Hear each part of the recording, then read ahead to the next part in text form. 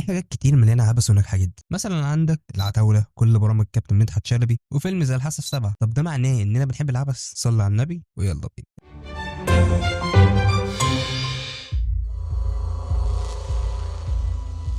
العبث هو مفهوم يشير الى غياب المعنى او الهدف في سياق معين، يعني حاجات ملهاش مبرر ولا ليها تفسير، بمعنى اوضح عشوائيه. طب ليه الناس تحب حاجه زي كده؟ لو جينا في البرامج مباشره، مثلا يجي عندك اكبر برنامج عبث طبعا استوديوهات دريم مع الكابتن مدحت شلبي. البرنامج ده برنامج كره طبيعي بس بدرجه اوفر، انت كنت بتحس انك قاعد على القهوه واصحاب ابوك قاعدين بيهزروا ويتكلموا في المطبخ. ايه تيلر دي؟ تيلر يعني زي بينضفوا بيه ولا مقتطفات. لا ده التاني تينر. تيلر اللي هو اصل كان بيشتغل استورجي. طب لمع كلامك بقى. كلامه كله جلد مش مريحك خالص، كلامه ضيق عاوز.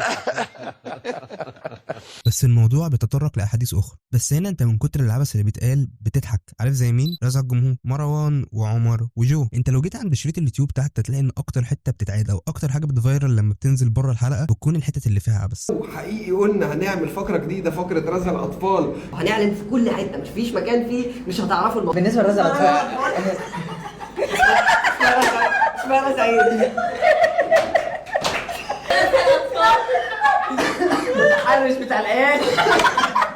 اصل بص، انا عارف انك هتقول ان مدريد محتاجه باك وان برشلونه افضل فريق في العالم دلوقتي. انا فاهم ده على فكره، انا متقبل نسمع الكلام ده منك كل اسبوع عادي. بس برضه انا لازم اشوف شويه العبث اللي في الاول ده. حتى العبث وصل للاراء، بقى في اراء عبثيه بتتقال زي ان مبابي فقاعه، وان هالاند ما يستحقش البالون دور حتى لو جاب 100 جول في الموسم. وتختلف او تتفق بقى مع الاراء دي بتبقى حاجات شخصيه، وعلى فكره هم معترفين بده. القناه اصلا اسمها ارزع. كمان في حته عمر خالد واراء، الناس كتير بتنتقده، بس مش هتلاقي ان الناس دي اول ما اتسال قبل كده في بودكاست تشافي يمشي في عز ما هو كان بيكسب وخد نبيل الدوري، ولا تجيب فليك، قال لك اجيب فليك عشان هو هيبني لي فريق. وحاليا برشلونه اول ما فليك جه بقى افضل فريق في العالم. مش هتلاقي حد بيجيب سيره الكلام ده. وساعات برضه بيطلع حاجات كده في الرياكشنات بتاعه القناه قمه في العبث، زي احتفالات الاسطوره احمد كمال. انا بقيت اتمنى اليونايتد يكسب في اي حاجه علشان اشوف احمد كمال وهو بيحتفل. ده في البرامج. نيجي في الافلام، في افلام قمه في العبث وفشلت عادي، وفي افلام بعد فشلها الناس حبتها. في افلام جلد ذات بس الناس بتحبها. بص في حته افلام جلد ذات دي ممكن يبقى عامل الطفوله. لا انا مش قصدي ان طفولتك معقده، اي حد في مصر طفولته معقده، لكن كانوا بيتفرجوا المفروض على الحاجات دي على انها كرتونات اطفال. لو انا كبير لما بشوفها بخاف والله، لكن قصدي ان وانت صغير انت طبعا عشان طفل شفت الكلام ده فتحكي، فبقى مربوط معاك بذكريات الطفوله. فرويد قال في تحليل النفس ان اي حاجه حصلت معاك في الطفوله لا تاثير عليك مدى حياتك. يعني انا افتكر وانا صغير كان في فيلم علقه موت شغال على روتانا سينما، الكلام ده سنه 2012، ومش عايز افاجئك ان انا كنت بحب الفيلم ده جدا، وكنت بخش ادور على النت عشان انزله. انا فاكر ان قعدت ساعتها لغايه 2023 ما شفتش الفيلم ده تاني، وهي رحلتي للعوده عن بحث عن التراث السينما، ودي طبعا كانت اخر مره اشوف فيها. بس لما شفته قعدت اقول ايه العبط ده اللي كنت اشوفه، بس برضه كانت بتيجي قدامي فلاش باكات لحاجات عشتها وانا صغير. وطبعا فيلم كامب انا كنت بترعب من الفيلم ده، ولما كبرت بقيت لسه بخاف منه على فكره. بس برضه بيبقى فيه شويه عبث في حاجات بتضحك في الفيلم. لو مش فاهم قصدي اتمنى انك تشوف الفيديو بتاع فيلم كامب بتاع احمد حسن واحمد مجدي، هتفهم قصدي. والحاسه السابعه مثلا، الفيلم ده انا من كتر ما كنت بشوفه وانا صغير، الفيلم ده ما زلت لحد دلوقتي كل شهر بشوفه مره على الاقل. وساعات برضه الفيلم اللي هو العبثي ده ممكن يطلع منه افيه حلو من كتر العبث اللي فيه، زي افيهات سليمان عيد وريكو في فيلم عليا الطرب بالثلاثه. قالت لك كانت مخطوفه.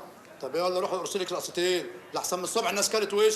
كل شويه فين المدام فين المدام على غير شكومه. اصلا الكوميديا العبثيه كوميديا ناجحه جدا، زي افيهات احمد عيد تحس ملهاش علاقه بالموضوع بس بتضحك. شكلك ايه؟ سمرة؟ شقرة؟ اسألها ايه عاصمة يوغوسلافيا؟